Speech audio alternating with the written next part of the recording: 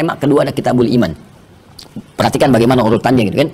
Nah, iman ini penting untuk memberikan pengetahuan kepada kita demi menguatkan iman dalam jiwa. Terkadang ada orang mengaku beriman, kadang ada dua persoalan. Imannya bisa naik turun, saat naik yang sunnah pun kuat dikerjakan. Kan? Jangankan yang fardu, yang sunnah pun dia kerjakan, dia kejar. Tapi saat imannya turun, jangankan yang fardu, jangankan yang sunnah, yang fardu pun kadang tertinggal.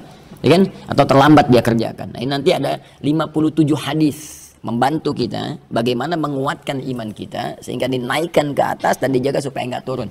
Ya, termasuk ada orang yang memang beriman ya bukan turun lagi, ditukar misalnya sama mie instan, ya, ditukar sama sarung, ya tiba-tiba dia bisa menggadaikan imannya. Nah, karena itu penting bagi kita bagaimana memahami konsepsi ini. Nah, untuk menguatkan iman ini butuh pengetahuan. Karena ayatnya mengatakan Quran surah ke-47 itu ayat 19, ya surah Muhammad SAW ayat ke-19. Fa'lam annahu la ilaha illallah. Fa'lam. Kalau diterjemahan, kalau kita terjemahkan bebas, itu kan selalu bunyinya maka ketahuilah gitu kan. Ketahuilah. Padahal kalau kita kembalikan ke gramatikal bahasa Arab, di ilmu nahwu saja contohnya misalnya, atau kita kembalikan ke sharaf yang paling tepat, fa'lam itu kan dari kata alima ya'lamu fi'il amr i'lam. Ya, i'lam masdarnya kan ilmu. Jadi fa'lam itu pada asalnya adalah bukan sekedar maka ketahui, tapi lebih kepada maka dapatilah pengetahuan. Mesti tahu, mesti punya ilmu gitu, ya. Alima tahu, ya'lamu akan tahu, ilman pengetahuan, fa'lam maka carilah pengetahuan. Ya, maka Anda mesti tahu bagaimana caranya tahu, cari pengetahuan, belajar di situ, ya. Dan itu menggunakan fa yang kemarin saya sampaikan di ilmu nahwu, harfu atfin rabitin baina syai'aini bila hudud. Ya, huruf yang menyambungkan dua peristiwa yang terjadi dengan cepat. Peristiwa pertama iman, untuk menguatkan iman itu maka cepatlah kita dapati pengetahuan. Jadi kalau kita tahu dalam konteks kita mengenal Allah, annahu la ilaha illallah. Annahu untuk menetapkan la ilaha illallah, tidak ada Tuhan selain Allah. Bagaimana kita yakin gak ada Tuhan selain Allah? Maka harus punya ilmu. Dan pakai fa, cepat belajar. Ya, cepat belajar. Nanti kalau kita nggak punya ilmu, mudah untuk digadaikan. Sekarang kalau ditanya gini, kenapa Anda memilih Tuhannya Allah? Ya, kalau nggak punya logika, nggak punya dalil, nggak punya pengetahuan, mudah kemudian digoyahkan. Ya, bahkan dengan misalnya dengan pemikiran, ya. Nah, dengan pengetahuan yang lain, dengan informasi mudah ditukar. Maka harus punya ilmu basicnya apa. Karena itu di kitab yang ketiga, tema ketiga, perhatikan ketersambungannya. Maka dibukakan, ditampilkan ke kita bab Kitabul Ilmi, tema tentang ilmu. Nah, di tema tentang ilmu ini sangat menarik ketika dipadukan di sini. Ini yang mau saya share di kesempatan kali ini, kita diskusikan sedikit ya. Nanti selebihnya seperti biasa kita kembalikan ke ayat Quran, kemudian juga ke Al-Adabul Mufrad untuk pengetahuan sehingga ada gambaran besar, dapatnya agak banyak gitu saat i'tikaf ini. Jadi minimal nanti kalau saya mau cari tentang bab-bab fikih, kitab hadisnya apa? Sunan gitu kan, nanti Anda tinggal temukan. Kalau saya mau nyari tema yang umum, saya cari kitab jami' gitu kan. Kemudian kalau saya mau spesifik terkait dengan adab, Al-Adabul Mufrad. Nah, ini kita lihat di sini tentang konsepsi sinergitas Al-Bukhari dan Muslim terkait dengan Kitabul Ilmi. Esensi tentang pentingnya pengetahuan ya dalam lisan Nabi SAW. Di sini ada di halaman 123 kalau saya tidak keliru.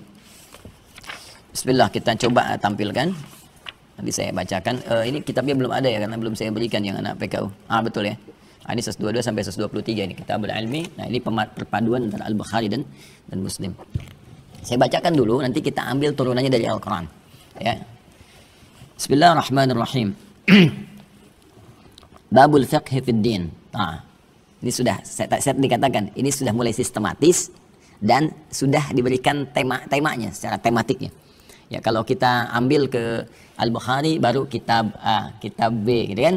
Di Sahih Muslim juga demikian. Ini nanti konsepsi ke bawahnya di sini sudah spesifik ya. Babul fiqh fid din. Bab, ini saya tidak terjemahkan dengan tekstual Indonesia ya. Kita lebih senang tuliskan dalam konsepsi bahasa Arabnya. Ini yang mau saya turunkan pengetahuannya ya, teman-teman sekalian. Dan kenapa nanti ada hadis ini? Kenapa ada hadis ini? Ya. Saya tuliskan dulu, bismillah. Bab al-fiqh fi ad-din. Ya.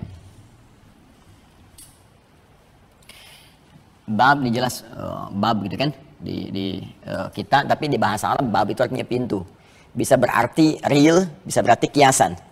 Ya, kalau real ya pintu tempat kita masuk, tempat kita keluar gitu kan. Dalam artian fisikal, tapi bisa dibawa dalam konteks kiasan. Ya, pintu itu tempat memasuki apapun. Kalau kita ingin masuk ke dalam sebuah ruang atau satu keadaan, maka harus lewat jalurnya kan, harus lewat pembukanya kan. Dalam bahasa Arab, setiap pembuka segala sesuatu itu disebut bab namanya. Maka seakan-akan tema ini subtemanya ya, dari temanya kan disebut kitab. Ya, kitab itu kumpulan sesuatu yang sistematis. Disebutkan 255 kali kata kitab dalam Al-Quran. Jadi sesuatu yang terhimpun dengan sistematis, urut ya, dan tidak ada celahnya, itu disebut dengan kitab namanya. Ya, makanya Al-Quran juga dinamakan dengan kitab. Dzalikal kitabu la raiba fi. Karena susunannya begitu sistematis. Dari Al-Fatihah sampai dengan An-Nas. Tidak ada yang terbalik, tidak ada yang tertukar, tidak ada celahnya. Karena itu buku pun, kalau sudah disusun tertib, ada daftar isinya, ada pengantarnya, sampai akhirnya, itu disebut dengan kitab namanya. Ya, kalau baru, baru sebatas, ya, kerangka, gitu kan. Baru sebatas misalnya ya beberapa topik-topik tertentu, itu orang Arab menyebutnya dengan khutbah ya, baru kerangka saja. Tapi kalau sudah jadi, ini pendahuluannya, daftar isinya, ininya A, B, C sampai ujungnya, baru disebut dengan kitab. Jelas ya?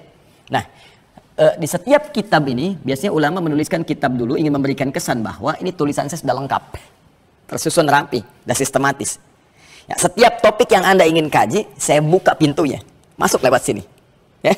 Nah, di bagian ini saya akan terangkan kepada Anda pintu pembuka al-fiqhu fid din. Ya. Jelas ya? Babul fiqh fid din hadza, babul fiqh fid din asalnya demikian. Hadza mubtada, kemudian mahdhuf, babnya ini khabar, gitu kan? Kemudian al-fiqh mudhaf ilaih fiqh fid din. Nah, kenapa saya bahas ini? Ini penting di ilmu nahwu itu nanti ada i'rab untuk memberikan kesan kepada kita pemahaman yang dalam. Jadi kalau kita tahu i'rab, kita bisa memahami ini arahnya kemana, maknanya apa. Beda antar harakat A, I, U itu lain makna. Bahkan kalau masuk ke fikih lughah itu lebih dalam lagi. Kenapa laki-laki identik dengan A? Perempuan I. Coba deh, anta perempuan anti, jazakallah kak perempuan jazaki. Kenapa kalau banyak identik dengan U? Muslimun U, ya kan? Mukminun U. Itu ada rahasianya. Nanti supaya nggak lompat-lompat kita khususkan gitu ya. Dan ada rahasia besarnya nanti. Ada luar biasa sampai ke karakter itu di bahasa Arab itu sampai ke karakter dipelajari. Ya, ke karakter itu dipelajari. Ya, kita kesini dulu.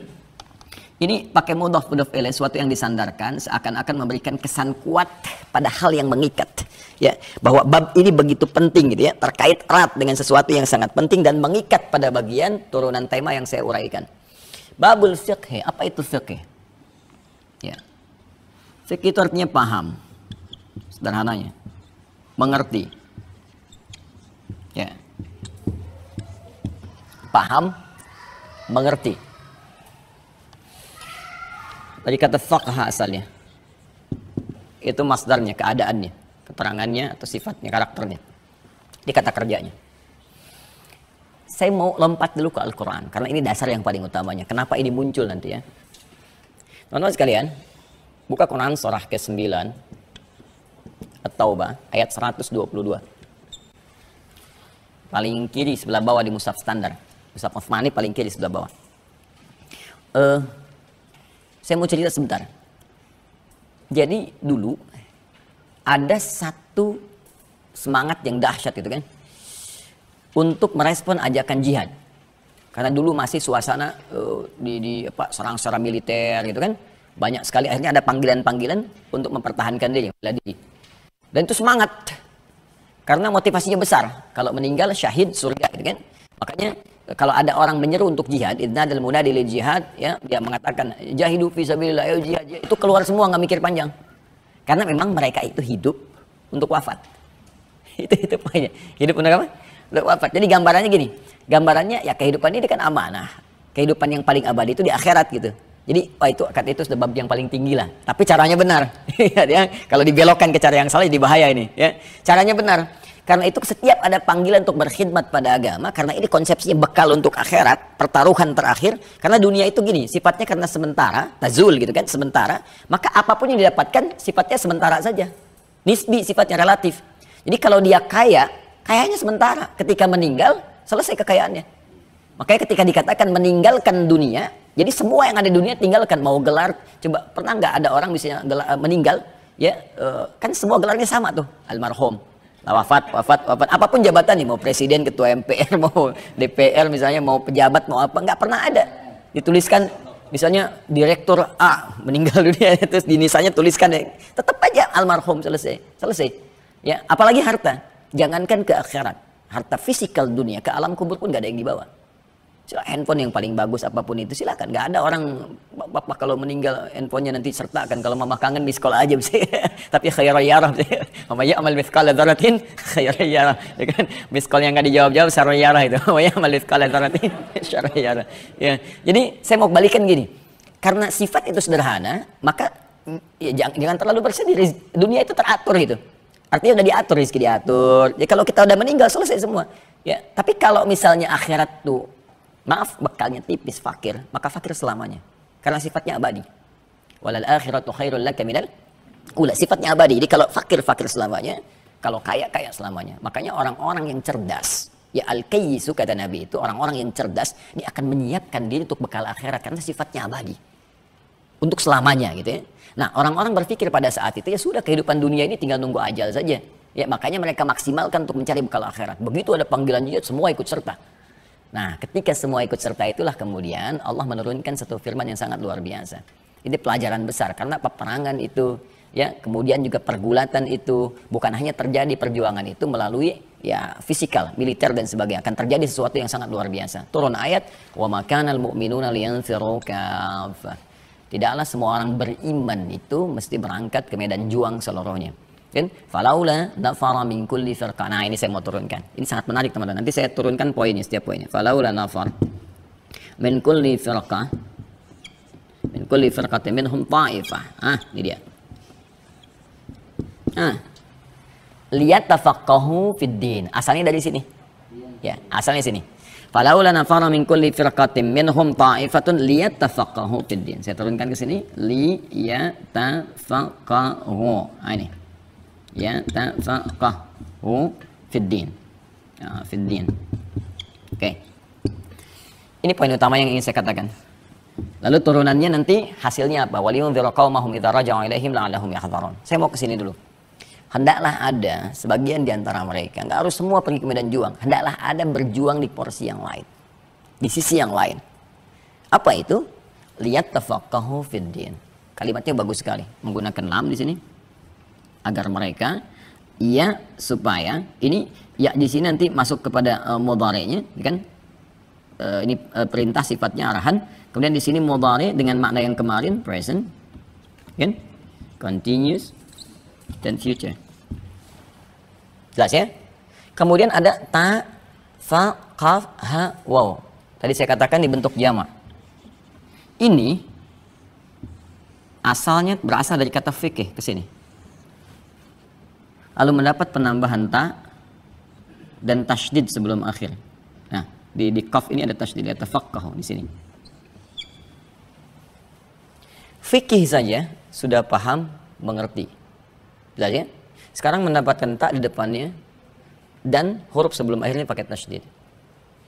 Di dalam ilmu lughah, kalau kita ambil turunannya di sharaf saja misalnya, setiap ada penambahan ta di awal, itu di antara maknanya menunjukkan kesungguhan, keseriusan, sungguh-sungguh serius, seakan memberi kesan bahwa tipikal orang beriman itu, ingat ya kalimatnya beriman, beda nanti antara muslim di diksi Al-Quran, paparan Al-Quran beda antara muslim baru Islam dengan mukmin. Ya, misalnya orang di Quran surah 49 sedikit ayat ke-14 untuk menguatkan, ada orang Arab Badui mendeklar kepada Nabi langsung bahwa kami telah beriman. Qalatil a'rabu. Ingat ya, ada Arab, ada Arab. Kalau Arab itu perkotaan. Tapi kalau Arab itu di kalangan Badui, Arab Badui, ya, padang pasir. Qalatil a'rabu amanna. Orang-orang Arab Badui berkata, ya, kami telah beriman. Nabi nggak bisa komen karena urusan iman itu urusan perkara hati, Allah yang tahu. Maka diilhamkan kepada Nabi, diberikan wahyu, kul lam tu'minu. Katakan pada mereka, kalian belum beriman serius, belum mukmin. Walakin qulu aslamna. Tapi katakan kalian baru formalitas masuk Islam, baru diucapkan imannya dengan lisan. Ya, iman yang benar itu dari lisan turun ke hati. Ya, jadi begitu diucapkan dengan lisan, Kalimat di lisan ini langsung menghadirkan gelombang kepada jiwa, masuk ke jiwa takwa. Ketika masuk ke jiwa takwa, nanti ini akan memberikan pancaran sinyal, pengaruh ke seluruh anggota tubuh kita untuk berbuat baik dengan petunjuk iman. Ya, gambarannya begini, gambarannya. Jadi begitu diucapkan asyhadu an la ilaha illallah, asyhadu anna muhammadar rasulullah, harusnya kalimat ini langsung masuk ke dalam jiwa. Ya, tasdiqun biqalbi, iqrarun bil lisan, tasdiqun biqalbi, dibenarkan oleh hati kita. Masih ingat pelajaran kita kemarin? Dalam jiwa kan ada takwa. Ya, wa nafsi wa ma sawaha fa alhamaha fujuraha wa taqwa. Nah, kalimat ini masuk ke takwa.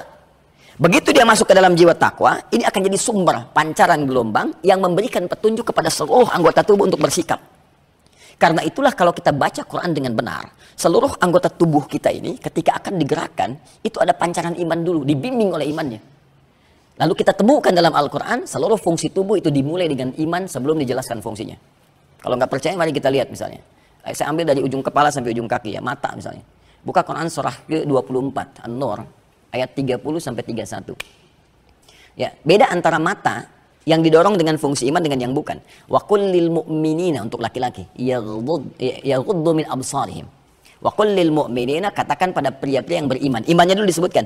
Yaghuddu min absarihim. Matanya itu ya akan digunakan hanya untuk melihat yang baik saja. Ya, kalau baca terjemahan palingkan dari yang jelek kan. Ini sebetulnya kalau kembali ke tafsir, matanya hanya dipakai untuk yang baik saja. Ya, terpalingkan dari yang jelek. Jadi kalau mata orang beriman itu, imannya akan membimbing, memberikan cahaya kepada pandangannya supaya melihat yang baik saja. Ketika melihat yang tak baik, dia akan palingkan. Makanya kalau kita ingin melihat ukuran keimanan kita lewat mata, silahkan dicek. Ketika kita mampu menatap yang baik-baik dan memalingkan dari yang tak baik, itu Masya Allah, ini menunjukkan ada kekuatan iman yang dahsyat. Ya, silahkan, kalau nggak percaya silahkan cek, pasti ada itu. Begitu kita lihat, ini nggak bagus, palingkan.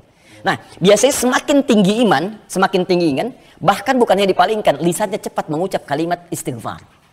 Kalau dia melihat sesuatu yang tak bagus. Ya, misalnya buka Quran surah ketiga, Ali Imran ayat 133. Wasari'u ila maghfirah. Jadi ada sara'ah, ada sa'ah, itu beda. Kalau Jumatan pakai sa'ah. Ya, Quran surah Al-Jumu'ah 62 ayat 9, ya ayyuhalladzina amanu idza nudiya lis-salati min yaumil jumu'ati fas'au. Ya, di sini wasari'u, ya, tapi terjemahannya sama dan bergegaslah. Nah, padahal katanya beda. Kalau sar'a itu artinya bergegas tanpa harus pikir, cepat. Jangan dipikirkan. Ya, tapi kalau sa' bergegas tapi siap-siap dulu. Punya persiapan yang matang. Kenapa Jumatan menggunakan kata sa'? Kalau sudah mendekat kepada Jumat, bergegas kamu. Tapi siap-siap dulu. Mandi dulu, siapkan minyak wangi yang baik, siapkan persiapan berdoa, rinci apa yang mau diminta, tanya pada istri keluarga apa yang mau dititipkan dalam doa yang akan dimohonkan. Itu fikihnya. Tapi kalau urusan taubat, jangan dulu mikir, jangan disiap-siapkan. Saya dosa sekarang siang, pengen taubat nanti malam persiapan tahajud. Alih-alih nyampe tahajud, asar meninggal. Makanya ketika mata kita melihat yang benar, tiba kemudian ada yang salah, itu dipalingkan, lisannya cepat mengatakan tanpa pikir panjang. Astagfirullah. Dan itu berlangsung bersamaan, tidak ada yang telat. Nggak ada telat salah satu, cepat salah satu. Misalnya, ya lisannya cepat salah satu, tapi matanya begini kan, telat. Astagfirullah, astagfirullah. Iya, dosa nih mas. Nah, itu ya, nah, itulah iman. Ya, nggak percaya, silahkan cek lagi lisan. Quran surah 49 misalnya kan, di ayat yang ke-11. Ya ayyuhan nasu. Ya ayyuhalladzina amanu, maaf, iman. Ya ayyuhalladzina amanu, imannya dulu. La yasraqum minkum. Lisan orang beriman tidak dipakai untuk mencela. Lisan orang beriman tidak dipakai untuk bikin hoax. Lisan orang beriman tidak dipakai untuk ghibah. Ayat 12-nya kan demikian. Ya ayyuhalladzina amanu ijtanibu katsiran minadh-dhann. Ya, pikiran orang beriman enggak mungkin berprasangka buruk sampai ke ujung kaki. Nah, itulah iman. Nah, ini pun yang paling menarik, ini dibuka dengan kalimat iman. Pelajar yang beriman itu. Mahasiswa yang punya iman itu. Ya, orang-orang yang mau belajar ikut taklim yang beriman itu cirinya beda. Pertama, belajarnya serius. Tuh. Saya cukup satu ayat ini, kalau benar-benar kita muslimnya baik, praktekkan satu ayat, jadi pintar semua. Serius. Ya, kalau mau belajar apapun harus serius. Gimana kita bisa menghasilkan pelajaran yang baik, ilmu yang baik, kalau nggak serius belajar? Kata Quran serius. Kemudian keseriusan ini diarahkan bukan hanya menerima transfer pengetahuan, tapi pahami itu. Sampai mengerti. Ini luas sekali. Ya. Apalagi urusan agama. Karena itu Anda temukan dalam setiap turunan ibadah itu kan ada ilmunya. Kan? Silakan cek ya. Salat kan mesti ada ilmu kan? Kalau nggak ada ilmu nggak bisa salat kan? Zakat demikian. Kemudian haji, umrah demikian. Silahkan Anda cek. Semua ilmu yang terkait dengan syariat ini selalu diistilahkan dengan fikih namanya. Fikih salat, fikih zakat, fikih puasa, fikih haji, umrah. Pernah dengar nggak ilmu salat? Tidak kan? Kenapa menggunakan kata fikih? Seakan memberi kesan bahwa kalau mau sholat, pelajari dulu bacaan sholat, gerakan sholat sampai paham. Mengerti. Sehingga dengan paham mengerti ini, hadir kehusyuan dalam sholat kita. Sekarang dari satu kalimat ini saja, mohon maaf sebesar-besarnya. Berapa persen bacaan sholat yang kita pahami sampai hari ini? Itu problemnya. Kita ingin khusyuk dalam sholat, tapi nggak ngerti yang kita bacakan, yang kita lakukan. Ya orang kalau kerja nggak ngerti dengan pekerjaannya, mustahil bisa dikerjakan pekerjaannya. Itu urusan dunia, apalagi akhirat. Orang berangkat haji cuma putar-putar nggak ngerti, memang menggugurkan kewajiban, tapi pemahaman yang tidak hadir itu akhirnya menghadirkan hilangnya kekhusyuan atau hampa makna sehingga hasilnya tidak maksimal. Nah, ini lari ke sini dulu teman-teman sekalian. Kan kalau ada tasydid sebelum akhirnya, ini menunjukkan apa yang akan dilakukan itu tidak mudah. Tasydid itu, ya, tasydid, syadda yashuddu seakar dengan kata syiddah. Sesuatu yang tidak mudah, ya, kadang keras, ya, kadang-kadang ada tantangan. Karena itu dalam bahasa standar yang bertasydid itu kan asalnya dua huruf disatukan, ya, seperti gini, gini kan, hamzah a ini mati, kemudian berharokat awal, kan, awal, lalu ini disatukan jadi satu, huruf double namanya, double ditandai dengan tasydid begini, awal, ya kan? Nah, apa hikmah esensi atau falsafahnya dari bahasa ini masuk ke sini? Terkadang jika ada suatu aktivitas dihadirkan tasydid sebelum akhirnya, ini menunjukkan bahwa aktivitas itu tidak mudah, ya, bukan perkara yang biasa, butuh motivasi double, 2 kali lipat dari sebelumnya. Paham di sini? Nah, ini nggak mudah ya, karena ilmunya agak dalam di ilmu bahasa ini, ya. Dia akan memberi kesan pada kita, serius dalam belajar sampai dengan paham, dan tambahkan motivasi 2 kali lipat dari biasanya. Jadi kalau kita ingin sukses, tambah motivasinya, tambah belajarnya. Orang 2 jam, kita 4 jam, gitu kan? Orang santai, kita serius. Jangan sampai duduk paling belakang, nggak pernah nanya, gitu kan? Mengandalkan kopian teman saat mau ujian. Makanya ilmunya sebatas saat ujian, betul nilainya bagus. Ya, tapi setelah itu terhenti di situ. Ini persoalan ya. Persoalan nih. Itu yang mudah dalam konteks yang umum, tapi kita berlaku semua karena konteksnya ad-din. Ayatnya belum selesai. Lihat tafaqahu fid-din. Ini nggak berlaku muda, tapi tua muda hadir di dalamnya. Balik ya ke sini ya. Lihat tafaqahu fid-din. Nah, dari sinilah kemudian muncul bab ini. Bab al-fiqh fid-din. Ya, bab al-fiqh, belajar sampai paham fid-din, pada hal yang terkait dengan semua tuntunan dalam ad-din. Apa itu ad-din? Islam. Apa itu Islam? Ad-din.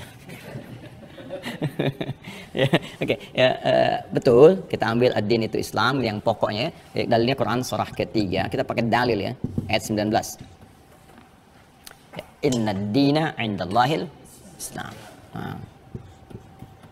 Kan?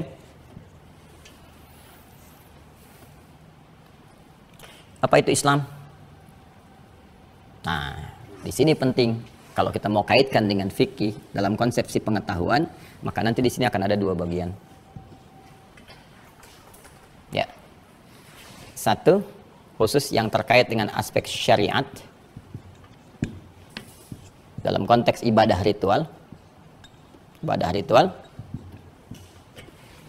Dalilnya langsung kita ambil hadis. Tadi kan sudah Al-Quran, banyak hadis riwayat Muslim. Di kitab Imam Muslim tuh. Jilid pertama nomor hadis yang ke-8. Disebut hadis Jibril. Ya, ini pasti sama ini. Rawinya Umar bin Al-Khattab radhiyallahu ta'ala anhu. Dikutip oleh Al-Imam An-Nawawi. An-Nawawi itu yang mensyarah, ya, itu hadis Muslim. Beliau juga nanti bikin beberapa kitab. Di antara yang banyak dikaji termasuk di Indonesia itu ada kumpulan hadis Al-Arba'in. 42 hadis. Ya, di Al-Arba'in ini nomor hadis yang kedua. Ya. Jadi orang langsung belajar itu di Al-Arba'in ya. Udah gitu lompat ke Riyadhus Shalihin 1896 hadis. Ya, padahal itu sebelum itu ada kitab yang lain. Dan itu dasarnya. Apa itu? At-Tibyan fi adab hamalatil Quran. Sebetulnya yang bagus itu dulu. Di At-Tibyan itu mengajarkan kepada kita bagaimana cara belajar yang efektif. Sampai diatur masuk ke majelis ilmu bagaimana caranya. Berinteraksi dengan guru bagaimana. Belajar efektif seperti apa. Terus kalau sudah dapat ilmu nanti menghormati guru bagaimana. Kalau jadi guru seperti apa adabnya. Diajarkan semua. Nah kebanyakan ada sebagian yang langsung lompat ke Arba'in. Terus ke Riyadus Shalihin. Ilmunya banyak tapi adabnya kosong. Ini yang jadi masalah. Makanya setelah dapat ilmu, ilmunya digunakan untuk menjadi peluru berperang dengan orang lain. Ada yang nembak sana, nembak sini, saling tahdir, saling ini, itu persoalan. Ya, jadi kadang-kadang stepnya itu nggak pas, lompat dulu ke atasnya. Makanya ulama itu kalau bikin kitab sistematis banget. Ini dulu, ini dulu, ini dulu, ini dulu, sehingga terukur. Nah, saya mau ke sini ya. Di hadis Muslim hadis ke-8 disebut juga dengan hadis Jibril namanya. Ya, ini menjelaskan nanti ada pengetahuan sampai masuk ke sini. Saya langsung lompat ke sini saja ya. Kalau kita bacakan dari awal panjang ya. Bainama nahnu julusun inna Rasulillah tala'alin rajulun syadidu bayadu thiyabi sampai ke sini langsung disampaikan mal Islam. Okay? Mal Islam. Terus saya bacakan dari depan lah ya. An Abi Hafs Umar bin Khattab radhiyallahu taala anhu qala ya bainama nahnu julusun inda Rasulillah sallallahu alaihi wasallam ya ittala alaina rajulun syadidu bayadu thiyabi syadidu sawadi sya'ri ya la yura alaihi atharus safari. فجلس إلى النبي صلى الله عليه وسلم فأسند ركبتيه إلى ركبتيه ووضع كفيه إلى فخذيه فقال يا محمد أخبرني عن الإسلام. Baik, saya terjemahkan dari awal sebentar. Hadis riwayat sahabat Umar bin Khattab semoga Allah meridai kepada beliau. Beliau menyampaikan bainama nahnu julusun 'inda Rasulillah. Ada baina langsung kata kerjanya, julusun ada bainama. Biasanya ada demikian. Saya langsung cepat. Kalau ada bainama pakai ma di situ artinya santai. Jadi santai. Tatkala kami sedang duduk-duduk santai dengan Rasulullah SAW. Nah, ini adab kepada kita. Sahabat itu dalam santainya pun masih nyari orang baik. Nyari orang soleh. Dalam santainya pun. Ini pesannya sangat dalam. Kenapa? Karena orang santai, orang baik, orang soleh itu. Walaupun dalam suasana santai, candanya pun pasti bermanfaat. Pasti ilmu. Dan gak akan bergeser dari ridha Allah Subhanahu wa taala. Kadang-kadang kalau kita kumpul-kumpul mau nyantai-nyantai istilah sekarang ngopi-ngopi kan macam-macam coba yang keluar apa coba? Tergantung teman kan? Ya makanya sohbatus salihin itu penting. Ngobrol, cuman ngopi sana sini diobrolin kadang nggak penting, kadang-kadang mikirin yang nggak jelas gitu kan. Yang udah diatur ikut dipikirin juga. Ini jadi salah gitu. Ya, mikirin kenapa matahari terbit dari timur. Udah diatur ikut dipikirin, buang-buang waktu gitu. Ya itu buang-buang waktu karena itu rumus di hadis ini baru pembuka loh. Rumus di hadis ini, kami aja nyantainya kata para sahabat masih nyari nabi, nyari orang soleh, sehingga manfaatnya banyak. Tiba-tiba kemudian datang seorang lelaki. Ya, lelaki ini masya Allah, gitu kan? Dia datang, pakaiannya bersih, rapi. Kemudian rambutnya tersisir rapi. La yura alaihi asarus safari, nggak kelihatan asarus safar, bekas perjalanan jauh. Jadi fokus. Datang ke tujuan, kayaknya nggak mampir-mampir. Ini juga adab. Kalau kita mau datang ke majelis ilmu, itu bisa kelihatan orang serius dari tampilannya. Ya kelihatan, makanya saya itu di Tripoli di Libya itu kalau ke kampus pakaian diperhatikan, yang pakai jas, pakai apa gitu, pakai macam-macam dasi. Di Eropa begitu kalau belajar, ya masuk kampus misalnya apa itu kelihatan dari pakaian, ada sebagian memang terlihat nyantai tapi masih menjaga gitu kan, tapi orang serius kelihatan persiapan dirinya. Dan ini yang paling penting, la yura alaihi atharus safari, tidak nampak pada dirinya itu bekas lelah mampir-mampir. Jadi kalau memang mau belajar langsung ke tujuan. Ya, jangan dijadikan sebagai sambian atau nyambi ke tempat lain sehingga suasana di tempat itu terbawa ke ruang belajar. Yuk ke Masjid Al-Ihsan belajar, nanti sambil ngebaso di sini sambil ngebaso. Jadi begitu mampir ke tempat baso, ke sini terbawa suasana baso. Tadi enak loh, nular ke yang lain. Baksuhum bainahum syadid. Baksonya sambalnya pedas gitu.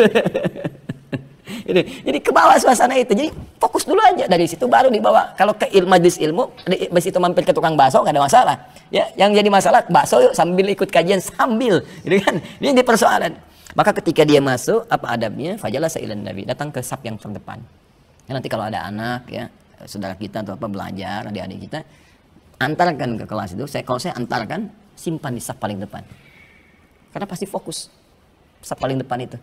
Ya, nggak bisa ngerjain yang lain. Kadang-kadang malu mau angkat telepon, mau bikin status juga susah. Ya, di belakang beda tuh. Kadang-kadang sandaran, kadang macam-macam dan sebagainya. Anak pesantren tahu tuh, kadang nyukur di belakang bahkan. itu suasana ya. Hadis ini. Kemudian wada kafai ala fakhidaihi, ini keakraban. Jadi kalau guru pun dengan murid jangan terlalu tegang. Ada keakraban. Kadang Nabi juga bercanda dengan sahabat, tuh kan? Dan sehingga ilmu mudah diterima. Nah, ketika sudah nyaman suasananya baru dimulai pelajaran. Ini pengondisian. Ya, kalau di ruangan kelas apa, jangan sampai suasana tegang langsung belajar dan sebagainya. Ketika itu apa pertanyaannya? Mal Islam ya Muhammadun. Ya Muhammad SAW, mal Islam. Apa itu Islam? Ini yang mau saya turunkan. Din ke Islam kan? Maka dijawab oleh Nabi, al-Islamu an tashhadu an la ilaha illallah wa anna Muhammadar Rasulullah wa tuqimas shalah wa tu'tiyaz zakah wa tasuma Ramadan wa tahujjal baita in istata'ta ilaihi sabila. Ini yang pokok. Jadi ada ilmu yang turunannya itu harus dipelajari sampai paham, sampai mengerti. Yang pokoknya 5. Kalau yang pokok ini sudah kita pahami, yang lainnya akan otomatis kita ketahui. 5 aja. Jadi jangan banyak-banyak kalau mau belajar yang pokok itu 5 aja. Kalau 5 ini kita serius kita dalami dengan benar, yang turunan lainnya akan mudah kita kuasai. Ya, apa itu? Pertama tauhid. Tasyhadu an la ilaha illallah wa anna Muhammadar Rasulullah. Itu harus paham betul. Kenapa kita mengucapkan la ilaha illallah? Kenapa ada la di depannya? Setelah ilah kemudian kenapa harokatnya fathah ilaha? Setelah itu Allah jadi dhammah illallahu. Ya, itu dalilnya nanti di Quran surah ke tadi 47 ayat 19. Fa'lam annahu la ilaha illallah. Ya. Itu satu. Kemudian wa tuqimas shalah, salat. Mesti punya ilmu. Dan ilmunya dipelajari sampai paham fikih. Coba lihat urutannya. Fikih fiddin. Yang dimaksud dengan din Islam. Di antara turunan Islam apa syariat, aspeknya ibadah. Jadi kalau kita mau belajar Islam, mau benar dinnya, konsepsi keagamaannya mau benar, Islamnya benar, maka pelajari sampai paham. Ya, fikih salat sampai paham. Makanya tidak ada yang paling detil dalam ibadah demi Allah saya katakan kecuali di Islam. Diatur semua. Ya, bahkan saat akan mulai salat diatur semua dari pakaiannya. Coba dari mulai adzan, kita sudah punya aturan. Kita kan cuma dengar adzan pun panggilan waktu salat aja kan? Turunannya nggak dibahas. Coba buka Quran surah 7 Al-A'raf ayat 31. Ya. Itu ada turunan. Ya bani Adama khudhu zinatakum 'inda kulli masjid. Hei anak cucu Adam. Ketika ada panggilan dari masjid didengar. Panggilan dari masjid itu apa? Khudhu zinatakum, kenakan pakaian terbaikmu. Karena kita akan menghadap Allah.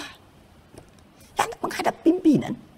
Ya, rapat ketemu teman, pakaian bagus luar biasa. Sekarang menghadap Allah dan kita mengajukan proposal keduniaan kita, akhirat kita, kebutuhan kita.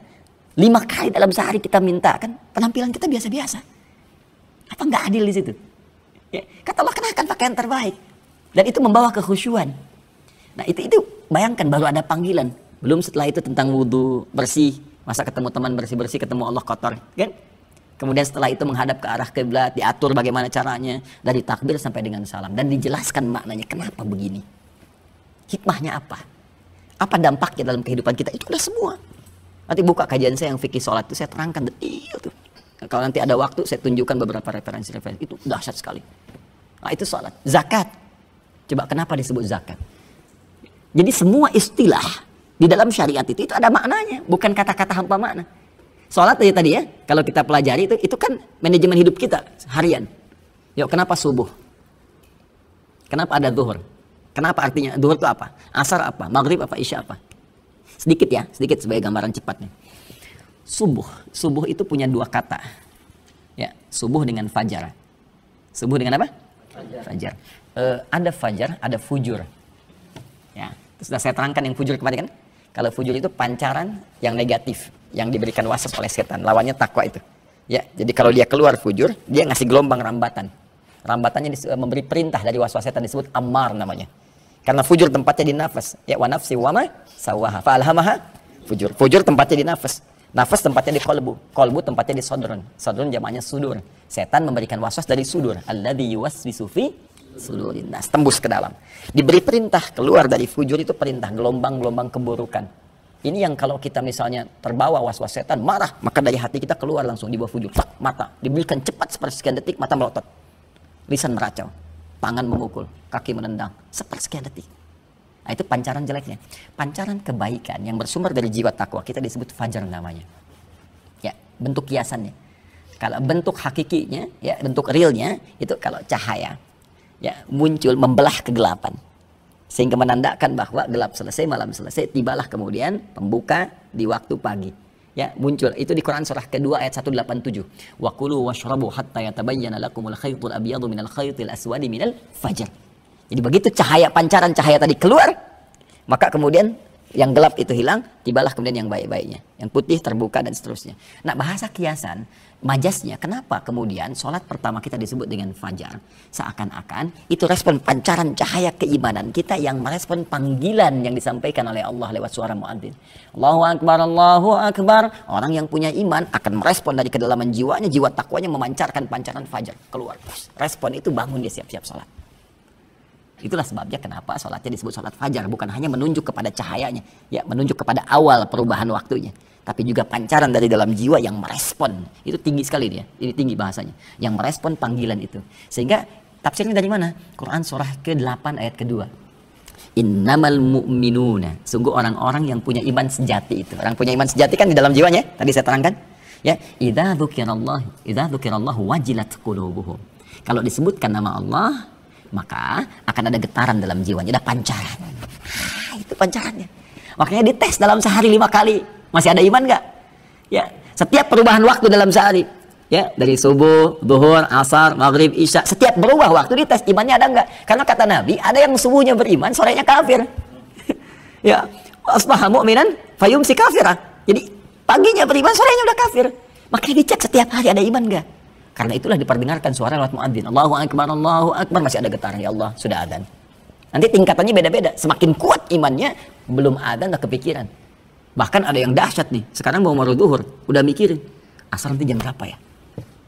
Malam nanti bangun jam berapa saya tahajud? Udah begitu.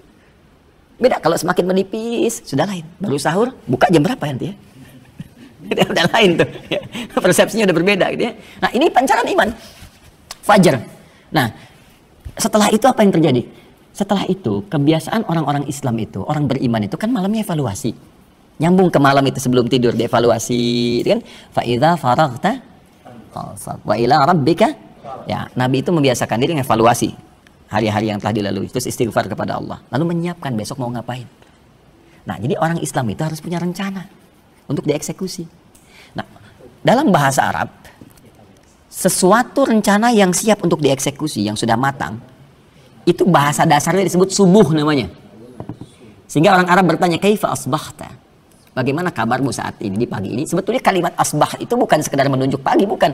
Hei, bagaimana kabarmu hari ini? Apakah sudah siap dengan kegiatan-kegiatan yang akan dieksekusi? Mau ada rencana apa hari ini? Makanya kita dipanggil dalam subuh itu disebut subuh, fajar pancaran iman, subuh, untuk memohon kepada Allah rencana-rencana kita itu disetujui oleh Allah. Persetujuan Allah terhadap rencana kita disebut taufik namanya. Ya Allah mawaffiqni, Allah wafiqni, Allah berikan persetujuanmu kepada ikhtiarku ini, ya Allah. Berikan ridhamu kepadaku ini. Makanya ketika kita datang lewat subuh itu sholat, kita meminta kepada Allah, ini ya Allah, saya mau ngerjain ini, datang. Sahabat-sahabat itu seperti itu sebelum pergi bekerja, beraktivitas. Duduk dulu. Bahkan sampai muncul syuruk mereka minta sama Allah itu. Ya. Itu asalnya. Makanya di Quran di surah At-Takwir itu di ayat ke-18, was-subhi idza tanaffas. Dan bersamaan dengan waktu subuh itu tiba, semua mulai beraktivitas, termasuk matahari memancarkan sinarnya, oksigen mulai muncul, dan bersamaan dengan nafas kita yang keluar saat itu siap mengeksekusi apa yang telah kita rencanakan. Nah, jadi jangan sampai terjadi orang beriman subuh nggak tahu apa yang mau dikerjakan. Nanti jam 7 mau di mana? Gimana nanti aja. Bukan gimana nanti bagaimana? Jam 11 mau ngapain? Harus jelas semuanya, terstruktur. Dan jangka panjangnya sampai akhirat. Wal tanzur nafsum ma qaddamat. Di situ akhirat. Jadi harusnya bikin kurikulumnya sampai akhirat nih.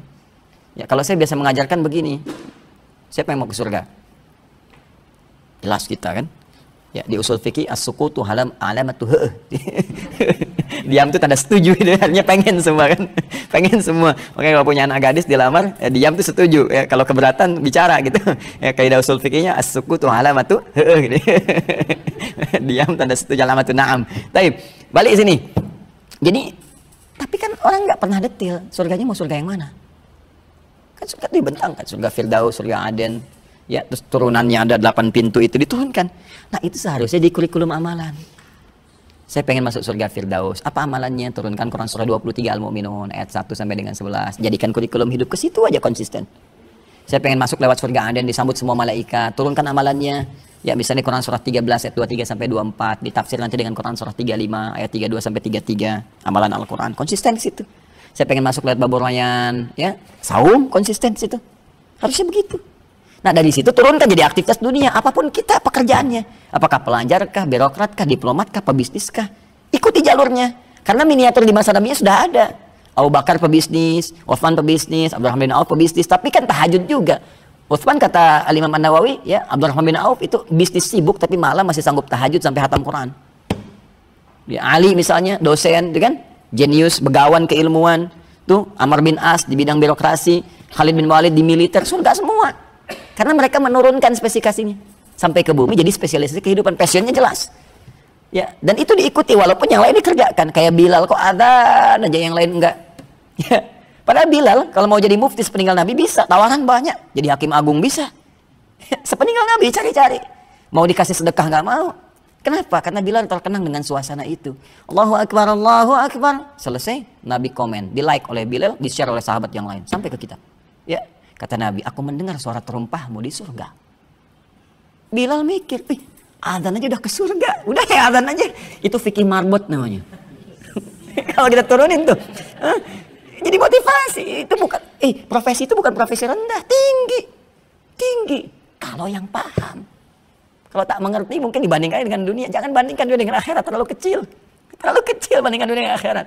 Ya, kalau udah punya visi itu jelas. Nah itu, jadi saya turunkan itu hari subuh ya, nanti besok duhur lah. Jadi saya mau balik ke sini dulu biar nggak tertinggal ini ya. Nah jadi kalau kita turunkan tuh banyak sebetulnya, tapi indah gitu. Nah ini yang saya mau maksudkan ke sini, sholat, puasa, zakat, ini syariat ritual. Paling tidak menghadirkan kehusyuan. Jadi nikmat dalam ibadah. Mau zakat ngerti, oh kalau saya begini tuh pasti Allah tambah. Jadi kalau orang paham kalau berzakat akan ditambah, nggak akan pelit berzakat. Nggak akan berkata, ini saya yang usaha kok kenapa harus kasih orang. Nah, nanti ada pemahaman hikmahnya apa. Kenapa pakai kata ita wa atuz zakah, salat pakai iqamah wa aqimus shalah. Diturunkan. Puasa. Kenapa mesti puasa? Terus sampai ilmunya turun. Dan ini kadang-kadang satu bab ini itu hadisnya banyak lagi, bab tersendiri. Kitabus shalah, kitabuz zakah, kitabus syam, kitabul hajj. Ini nih fikihnya di sini. Nikmat kita. Jadi kalau mau standar sampai meninggal, cukup yang pokok ini aja, udah dahsyat keislamannya. Orang yang pokok aja, ada yang kayanya kebangetan, kan? Ada kaya banget, kebangetan kayanya. Ini sahabat nih rata-rata kebangetan kayanya tuh. Kalau jalurnya bisnis gitu, ya semua sukses lah, semua sukses. Saya melihat semua yang konsisten dengan pokok-pokok ini sukses berdasar definisi masing-masing. Ya. Nah nanti yang ini masuknya ke muamalah dunyawiyah, muamalah, ya. Dunyawiyah, tapi konteksnya masih ibadah. Ya, karena apa? Karena dalam ruang Islam ini, pokoknya kalau Islam mensibghah, memberikan pengaruh, maka semua aktivitas jadi ibadah. Ya, jadi ibadah. Contoh, mohon maaf, urusan makan saja, minum, berpakaian, itu kan ada panduannya. Ya, demi Allah saya katakan ya, tidak ada satupun kegiatan dalam Islam kecuali bersanding dengan panduan. Ini menunjukkan kebenaran risalah Islam. Manusia mana di muka bumi ini yang mampu membuat sebuah pedoman untuk semua kegiatan manusia dari bangun tidur sampai tidur lagi. Apalagi di masa 15 abad yang lampau. Dan munculnya dari tempat yang paling terbelakang di muka bumi. Ya, jahiliyah, tempatnya di Mekah, tempat yang tertutup, diapit oleh dua imperium besar, Romawi dengan Persia, nggak ada peradaban, semua keburukan muncul di sini, kok bisa munculkan itu? Dahsyat. Makanya nabinya nggak dipilih di Romawi. Nanti orang berkata, pantas Romawi punya peradaban, Persia punya kekaisaran, peradaban tinggi, tapi ditempatkan tempat yang paling nadir. Dengan semua keburukan muncul di sini, termasuk tindakan kriminalitas. Dan bisa merubah jahiliyah jadi khairu ummah. Kuntum khairan ummah. Nah, saya mau katakan begini, silahkan cek dari bangun tidur sampai tidur lagi. Ya, dan pedoman itu munculnya di doa. Cuman kita nggak baca doa pakai fikih, rumusnya nggak dipakai. Kita cuma melafazkan dengan lisan. Kita sebagian. Coba cek. Ya, yuk, saya contohkan gini. Satu-satu aja ya. Bangun tidur baca apa? Alhamdulillahilladzi ahyana ba'dama amatana wa ilaihin. Paham nggak itu? Oh, rumusnya fikih. Enggak. Nah, kalau kita baca digabungkan ini di Abu Daud ya. Nomor hadis 1367. Lalu nanti di Al-Bukhari nanti 181. Itu gabungan. Jangankan dari bacaan, dari cara bangun diberi petunjuk. Karena Nabi sallallahu alaihi wasallam, kata Ibnu Abbas radhiyallahu taala anhuma, ketika menginap di bibinya Sayyidah Maimunah radhiyallahu taala anha, yang ingin melihat kebiasaan Nabi saat bangun malam. Begitu tidur terus bangun Nabi, beliau ngelihat itu anak usia masih dini sekali. Ya, usia sekitar 4-5 tahun gitu ya. Tapi karena didekatkan oleh bapaknya dengan orang soleh, dengan Rasulullah, ada rasa cinta. Nah, anak-anak itu kosong dia. Ya, gimana mau diisi lah, empty cell gitu ya. Gimana mau diisi ya? Siapa yang isi? Jadi kalau didekatkan dengan orang soleh, jadi soleh. Kalau didekatkan dengan dunia apa dan sebagainya, itu yang memberikan pengaruh pada dia. Maka beliau dekatkan Abbas, dekatkan Abdullah anaknya dengan Nabi sallallahu alaihi wasallam. Maka semua kegiatan Nabi disukai, dicintai. Sampai-sampai pengen nginep di rumah bibi beliau Sayyidah Maimunah karena Nabi sedang di situ. Malamnya Nabi bangun, dijelaskan oleh beliau. Karena Nabi sallallahu alaihi wasallam idza istayqadha min naumi, adalah kebiasaan Nabi sallallahu alaihi wasallam jika bangun dari tidurnya fajalasa, duduk sebentar. Jadi kalau bangun duduk dulu. Jangan langsung beraktivitas. Perhatikan nanti alurnya bahkan secara kesehatan ya. Fama sahabiyadihi min athari naumi. Kemudian beliau menghilangkan dulu bekas ngantuknya dengan tangan yang diduga bersih. Awas, karena ada hadis lain nanti. Awas, hadisnya jangan dibenturkan ya. Kalau kalian bangun dari itu cuci tangan, karena kalian nggak tahu tangan itu kemana kita beraktivitasnya. Ya. Nah ini cuci dulu. Nah ini diduga dengan yang paling bersih. Kira-kira seperti ini, misalkan dihilangkan. Sampai hilang ngantuknya dulu. Jadi bukan bangun langsung baca doa. Kalau Anda baru bangun langsung baca doa, nggak sadar bacanya. Alhamdulillah. Bangun jam 3 sih, tapi begitu begini udah jam 4:30 kan, sahur lewat. Hilang dulu ngantuknya. Setelah itu apa? Faqara'a khawatim surah Ali Imran, membacakan 10 ayat terakhir surah Ali Imran. Nah, 10 sampai 11 ayat dari inna fi khalqis samawati sampai ujungnya ya. Nah, kemudian setelah itu baru bacakan, ditafsirkan kemudian di Al-Bukhari. Faqala an Mu'adz bin Jabal wa Jundub bin Junadah radhiyallahu taala anhuma qala ya. Kedua menyampaikan, berkata Nabi SAW setiap bangun dari tidurnya apa bacaannya? Alhamdulillahilladzi ahyana ba'dama amatana wa ilaihin nusyur. Sekarang saya berikan satu penjelasan supaya kita mengerti apa maksud doa itu. Alhamdulillahilladzi ahyana. Saya memuji Allah, semua pujian hanya untuk Allah yang telah memberikan saya kehidupan. Ba'dama amatana. Ingat, bukan ba'da amatan tapi ada ba'dama amatana. Setelah mewafatkan sementara ya dalam keadaan tidur. Kalau ba'da amatana, wafat sama sekali. Tapi ketika menggunakan masa akan memberi kesan, bisa bagi Allah mewafatkan saya saat tidur tadi. Tapi Allah berikan saya kesempatan lagi untuk hidup. Ya. Dan ini dikaitkan dengan evaluasi sebelum tidur. Kan saat tidur, sebelum tidur tadi kan kita merinci kan kegiatan kita kan, besok mau ngapain. Terus sebelumnya banyak kesalahan, istighfar. Terus berjanji pengen memperbaiki besok, ya Allah, saya punya kesempatan besok untuk hidup lagi, saya pengen perbaiki, saya pengen tambah bacaan Quran, saya pengen tambah sholat sunnahnya. Terus dikasih hidup, ya, sesuai dengan ajalnya. Maka kita bersyukur, ya Allah terima kasih memberikan saya kesempatan lagi hidup. Walaupun kau bisa wafatkan aku tadi dalam tidur, aku bersyukur ya Allah. Wa ilaihin nusyur. Ini intinya. Nah, dan aku berjanji. Kata nasyar, nasyara yansyur, nasyran wa nusyuran. Itu artinya menyebar untuk kembali. Tahu ya? Menyebar untuk kembali. Fa idza qudiyatis salatu fantashiru. Maka jika Jumat telah selesai ditunaikan, silakan menyebar, beraktivitas untuk balik lagi ke rumah masing-masing. Dapat pendapatan dari situ. Ya, makanya Jumat dijadikan sebagai wahana untuk mencari link, ya, mencari kolega. Dari situ kemudian diterapkan, diaplikasikan dalam kehidupan, beraktivitas, balik ke rumah masing-masing. Ini nasyara. Nah, kita dengan kesadaran penuh mengatakan, ya Allah, saya sadar, itu saya akan pulang, saya akan kembali kepadamu, membawa apa yang telah saya lakukan dalam kehidupan dunia. Saya berjanji saat bangun ini untuk menyiapkan amalan-amalan yang lebih baik daripada sebelumnya, untuk saya bawa bekal pulang menghadap kepadamu. Saya akan menyebar ya Allah, beraktivitas. Ya, saya akan tingkatkan ibadah.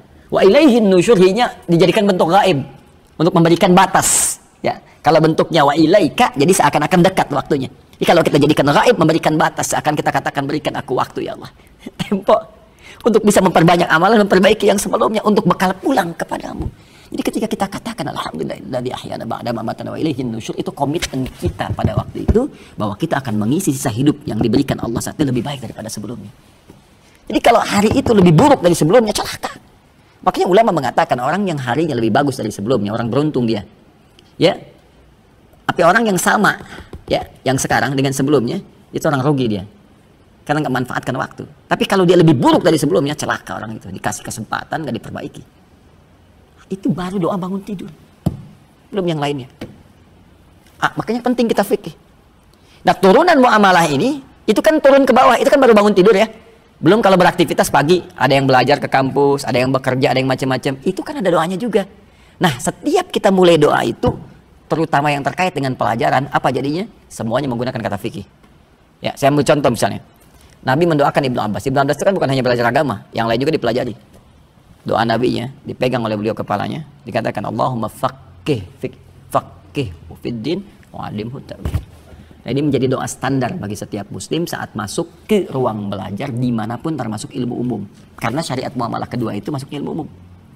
Dan dalam bingkai Islam mau belajar matematika, fisika, biologi, geografi dan sebagainya, tuh fikih disilahkan masuk jurusan umum, belajar ke ITB silahkan, ke IPB, ke UI, ke UGM silahkan.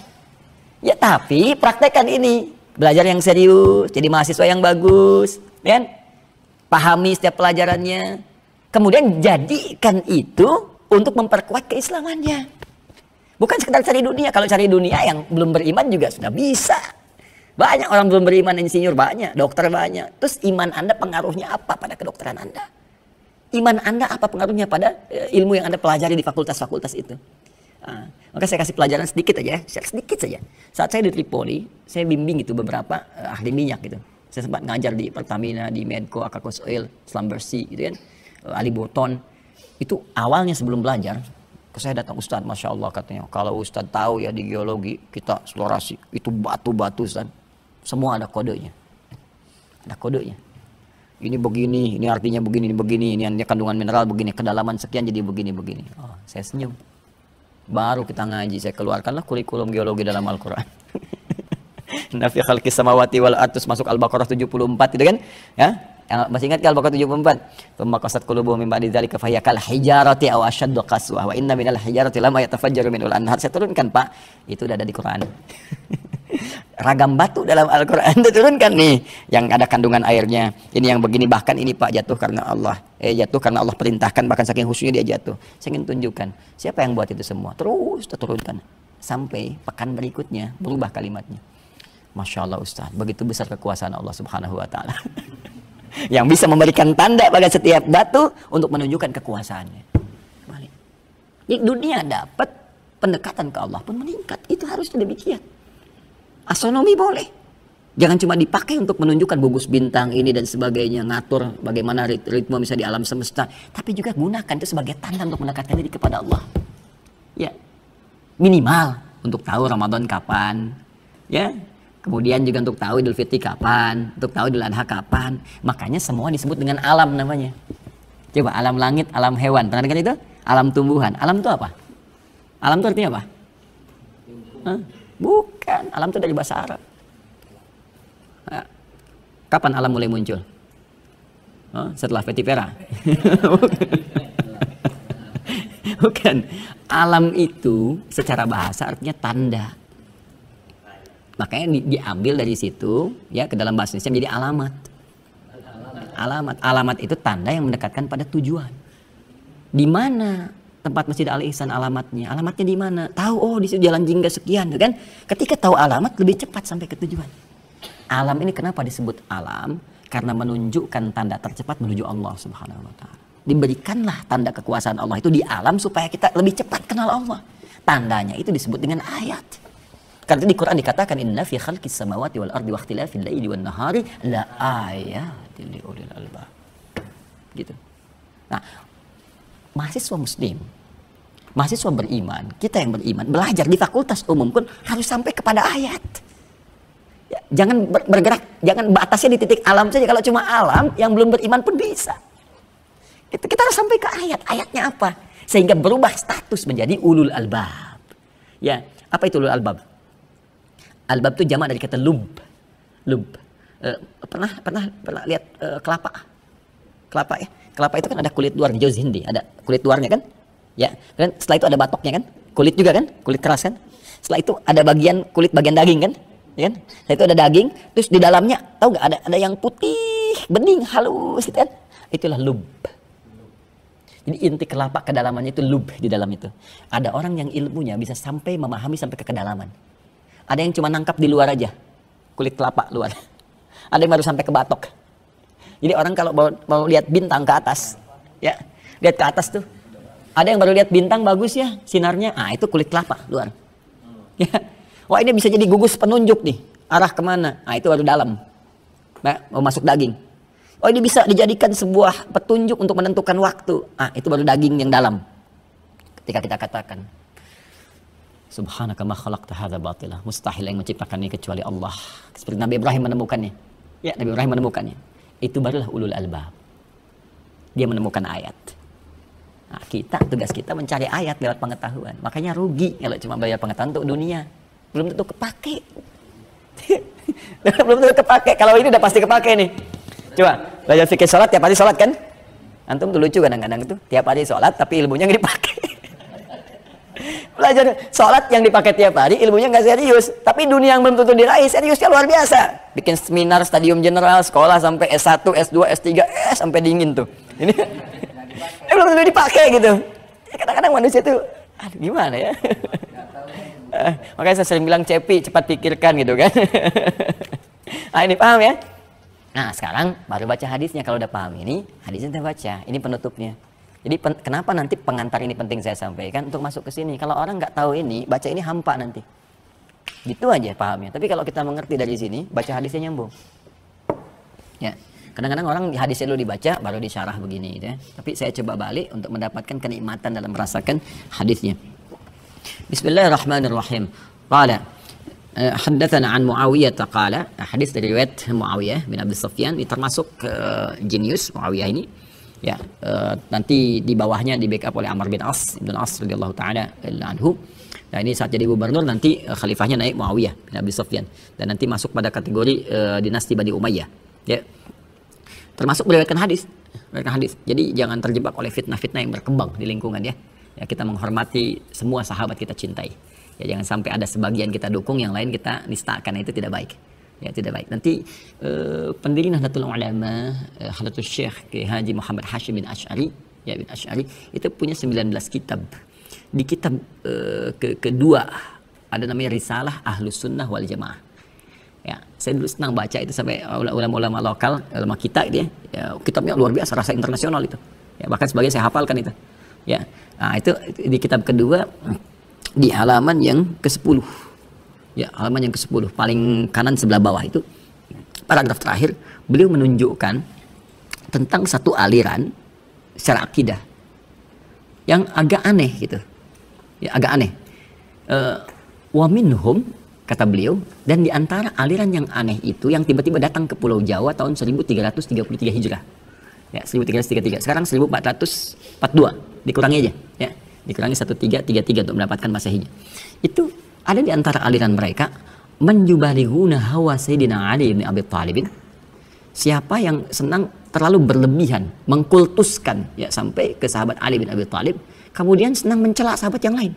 Disebutkan ya Abu Bakar, Umar gitu kan, dan yang lainnya dan seterusnya. Nah, itu diingatkan oleh beliau, jangan sampai seperti itu, kata beliau. Lalu dihidangkan hadis-hadis Nabi SAW karena Syekh Hashim ahli hadis dan sanadnya banyak ya, Al-Bukhari dihidangkan oleh beliau hadis-hadisnya. Nah, jadi kita harus menghormati semua sahabat ya, sahabat-sahabat Nabi, karena kulluhum udul di ilmu hadis, kulluhum udul, semuanya adil dan baik dalam pandangan Allah. Jadi saya punya sahabat saya dijelek-jelekan, bagaimana perasaan saya? Nabi punya sahabatnya dicela, bagaimana perasaan Nabi? Gitu ya?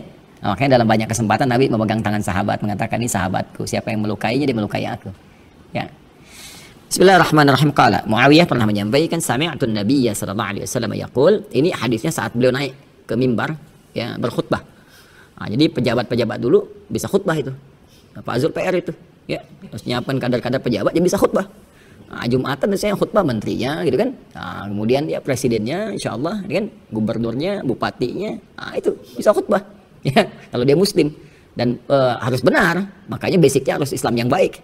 Ya, harus mengarahkan kepada nilai kebaikan sesuai dengan aspek-aspek maslahat yang ada di wilayahnya masing-masing. Nah, ini saat khutbah beliau motivasi kemudian masyarakat jamaah dengan mengatakan, sami'tu an-nabiyya sallallahu alaihi wasallam yaqul, saya mendengar Nabi sallallahu alaihi wasallam pernah menyampaikan. Nah, dia man yuridillahu bihi khaira yufaqihu fid din. Nah, ini man yuridillahu bihi khaira, man siapapun, man ismun mausulun yadullu ala fardiyatil amiyah. Kata sambung konjungsi yang menunjuk pada subjek, kadang-kadang objek secara personal. Tapi maknanya luas. Jadi kita ini oleh Nabi sedang dikhitab secara personal. Ya, disentuh secara personal. Semua kita luas, tapi posisikan hadis ini diarahkan ke kita. Saya ini yang dimaksudkan. Man yuridillah, siapapun laki-laki, perempuan, besar kecil, tua muda, kaya cukup, dan yuridillahu bi khaira, yang diinginkan oleh Allah menjadi lebih baik. Jadi orang baik. Baik. Khair itu luas, minimal sifat. Kalau sudah khair, minimal sifat. Ya, sifatnya itu baik. Dari sifat itu kan jadi karakter, jadi sikap. Kan? Nah, kalau kita pengen baik dalam apapun, termasuk khair fid dunya, baik dalam urusan dunia, khair fil akhirah, baik dalam urusan akhirat, yufaqihu fid din. Maka Allah akan berikan dorongan kuat pada dirinya untuk memahami urusan agamanya. Din.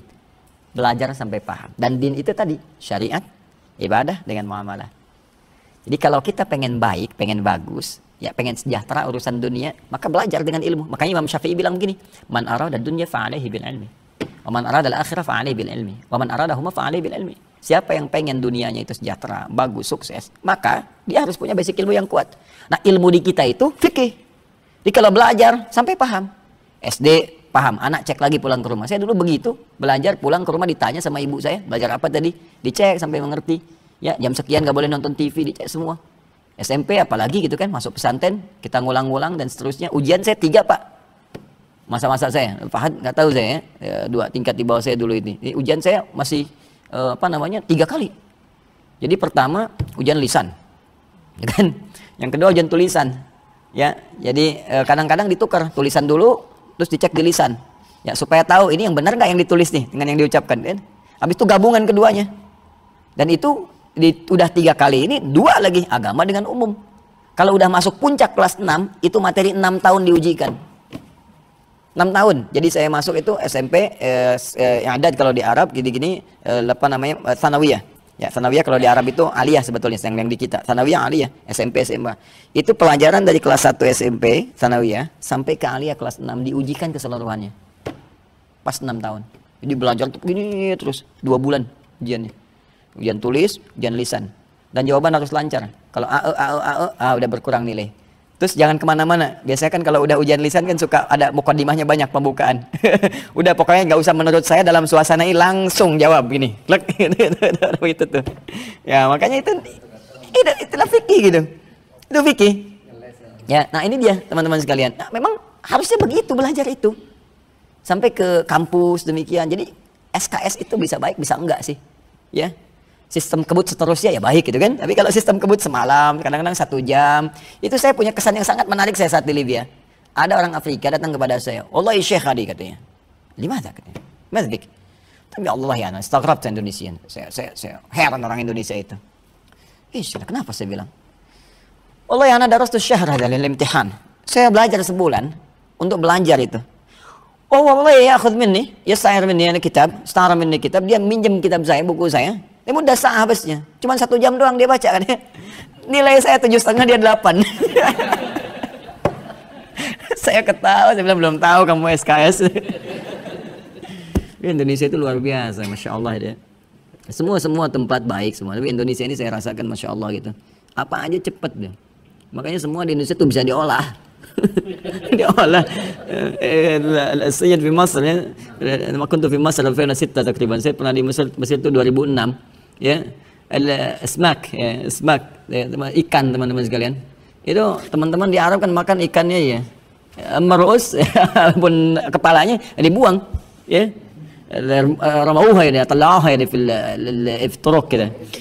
Indonesia diambil kepala ikannya, diramu. Habis orang Indonesia ngambil, besoknya 2 jine. Udah ada harganya 2 pon. Iya, dulu di Libya, ini waktu itu Trablusnya kepala kambing dibuang. Kepala kambing. Ya kulitnya nggak dilihat. Indonesia beli kepala kambing, wah langsung ada yang dibakar di sop ini macam besoknya 5 dinar.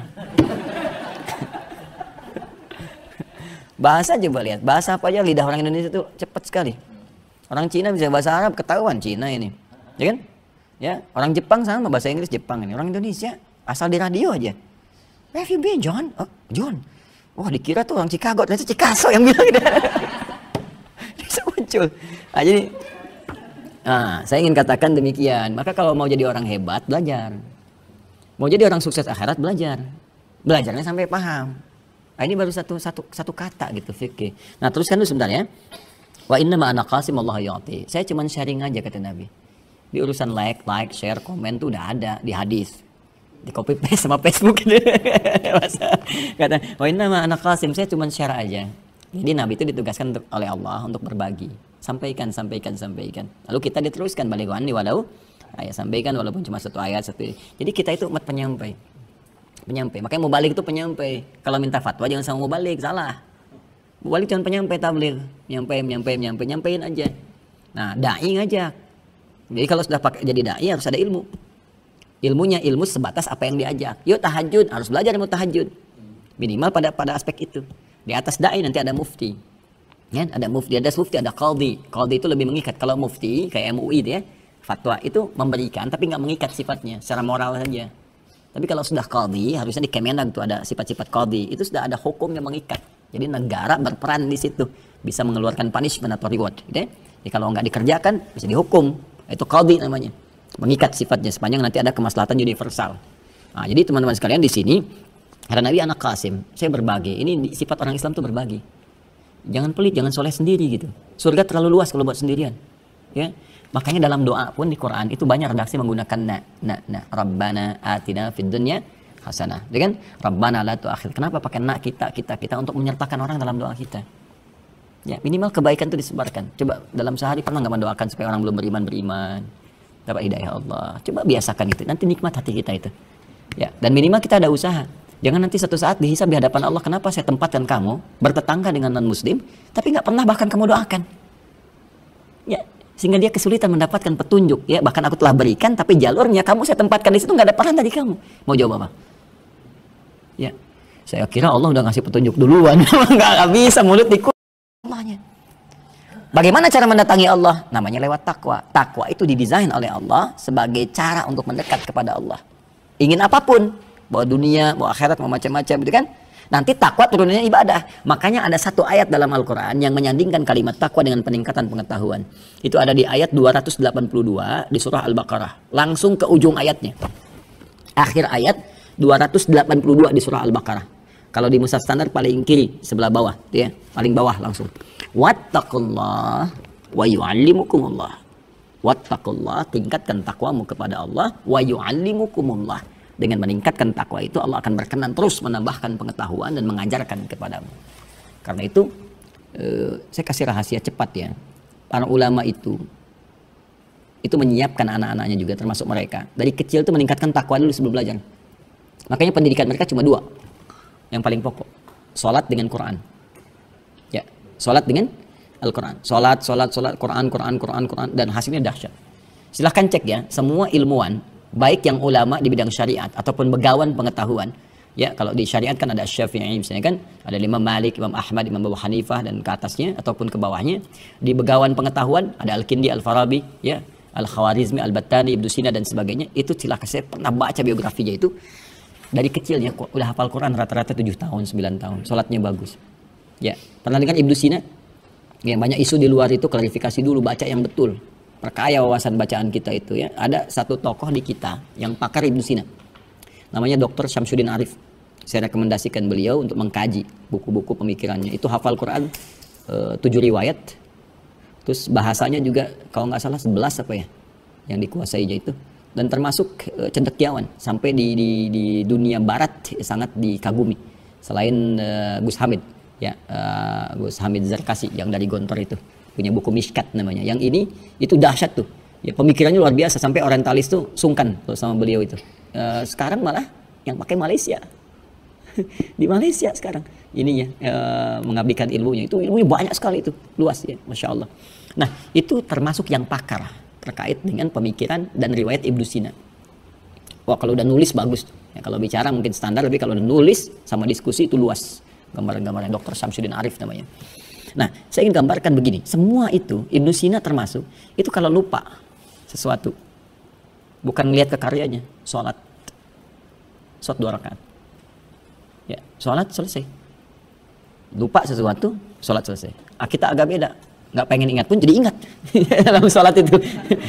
Makanya Abu Hanifah pernah memberikan tips ngerjain setan. Saya pernah praktekkan, berhasil.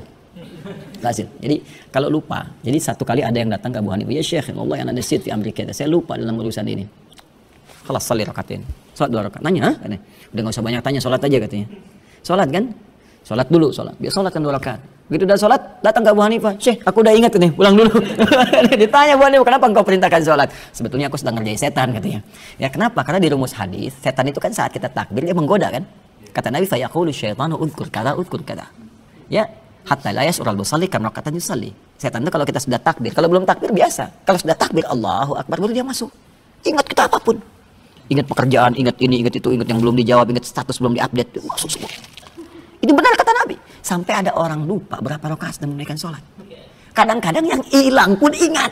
Itulah jenius Abu Hanifah, ngerjain setan dia. Jadi formalitas saja sholat gitu kan. Begitu dia sholat, muncul. Oh di sini rupanya kunci mobil itu.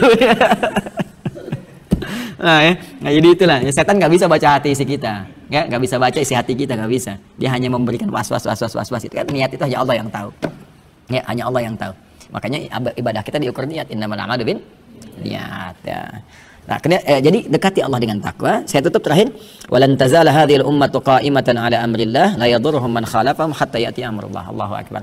Kalau semua umat Islam ini begini, belajarnya benar, maka kata Nabi, umatku aku jamin akan selalu unggul sampai tiba keputusan Allah. Tafsir keputusan Allah itu ada 2 di sini. Satu yaumul qiyamah, sampai kiamat, atau ada orang yang mengambil konsep ini dan umat Islam yang lalai sehingga meninggalkannya. Maka kalahlah di situ. Sekarang ayo kita renungkan, benar nggak hadisnya? Siapa yang serius belajar sekarang? Konsep ini kan dipakai, ya kan? Kita jangan salahkan mereka, jangan salahkan Barat, jangan salahkan ilmuwan mereka yang serius riset, anggaran banyak dan sebagainya. Karena mereka mengamalkan, mengerjakan. Ya, jangan sibuk mencela, balik ke kita, koreksi diri. Saatnya kita kemudian beralih, bangkit kembali ke kitab-kitab asal kita. Saya melihat banyak yang terpukau dengan karya-karya kontemporer, padahal itu copy paste. Dan kita ini asli orisinal, ada semua. Semua dalam Islam komplit, termasuk tokoh-tokohnya, nggak ada yang fiktif. Barat itu sampai saking kesulitannya menemukan tokoh teladan, sampai bikin fantasi fiktif. Superman, Batman, Catwoman, Wonder Woman gitu kan. Kemudian juga Spider-Man, Hulk dan sebagainya itu kan. Kita lupa. Ya, terus Timur ikut-ikutan kan, Jepang bikin Satya Baja Hitam, Kotaro Minami kan belalang tempur, tendangan maut dan seterusnya. Ya, muncul kemudian Susuke Watanabe nulis Dragon Ball itu, ya Son Goku, Son Gohan, kemudian Piccolo, ini saya hafal itu, baca saya nonton enggak. Karena untuk mempelajari hazanah peradaban, kita tuh lengkap semua. Silakan cek. Di pengetahuan ada, di ahli ini ahli itu, sampai ada ulama bikin ini kitab. Kitabnya menarik sekali. Ada namanya Akhbarul Azkiyah. Informasi seputar orang jenius di muka bumi. Diturunin dari kalangan nabi sampai ke hewan. Hewan paling pintar apa aja, yang intelijensianya kuat, yang dia bisa nurut, yang macam-macam. Akhbarul Azkiyah, karya Ibnul Jauzi. Akhbarul Azkiyah. Sampai ada lagi kitab Akhbarul Ahmaq. Orang paling bodoh, ya, kisah-kisah tentang paling bodoh semuka bumi. Siapa aja dari awal, dari mulai iblis dan turunan sampai ke bawahnya. Iblis itu kan makhluk intelektual yang keblinger, sampai intelektualnya saking pintarnya konslet jadi bodoh. Ya. Dia itu pintar, bisa nipu, tapi kepintarannya nggak digunakan untuk membaca rahmat Allah. Allah itu kan maha penyayang. Kalau salah mau tobat pasti diampuni. Tapi dia memilih menampilkan kesombongannya untuk melawan rahmat Allah. Di situlah jatuh kehormatannya di sisi Allah. Ala fakhruj minha fa innaka rajim. Keluar, kamu terkutuk. Makanya kita katakan a'udzubillahi minasyaitonir. Lawannya rahim. Cuman beda 1 titik jadi masalah. 1 titik. Ya. Nah, itu makanya jangan sembarangan nulis titik ya. Yang harusnya nggak ada titiknya dititikin. Angka bukannya titik kan, malah dititikin. Koma jadi titik kan, beda tuh. Ya, jelas ya? Nah, beda kan rasanya kalau kita ngajinya di awal gini, terus baru ke sini tampilannya. Itu. Ya, jadi itulah. Itu baru 1 hadis. Belum kita bahas sarahnya. Nah, jadi tapi itu 1 di antara sekian khazanah keislaman, ribuan, ratusan ribu bahkan jutaan hadis yang menuntut kita untuk mendalaminya lebih baik, lebih serius lagi, lebih baik lagi. Minimal 1 ini kita praktekkan, maka saya kira jaminan Allah lewat Rasulnya insya Allah akan terwujud, karena Allah punya sifat la yukhliful mi'ad, tidak mungkin menyalahi janjinya. Saya kira itu yang kita bahas dulu sementara waktu, kita jeda. Semoga Allah merahmati kita, berikan petunjuk kepada kita semua. Bila ada yang benar yang saya sampaikan itu dari Allah dan Rasulnya, silahkan dipraktikkan. Kalau ada yang salah itu dari saya pribadi. ya mohon ditinggalkan, cari informasi lain lebih baik yang bisa kita amalkan dalam kehidupan sehingga melahirkan harmoni dalam kehidupan dunia kita dan rahmat Allah ketika kembali kepada Allah Subhanahu wa taala. Allahumma taqabbal minna innaka antas samiul alim wa tub alaina innaka antat tawwabur rahim. Allahumma ij'alna min ahli al-Qur'an waj'al al-Qur'ana sahiban lana fid dunya wa syafi'an lana fil akhirati ya arhamar rahimin. Rabbana atina fid dunya hasanah wa fil akhirati hasanah wa qina adzaban nar. Bifadlika subhana rabbika rabbil izzati amma yasifun wa salamun alal mursalin wa akhiru da'wana subhanakallahumma bihamdika nashhadu an la ilaha illa anta nastaghfiruka wa natubu ilaik. Alhamdulillahi rabbil alamin.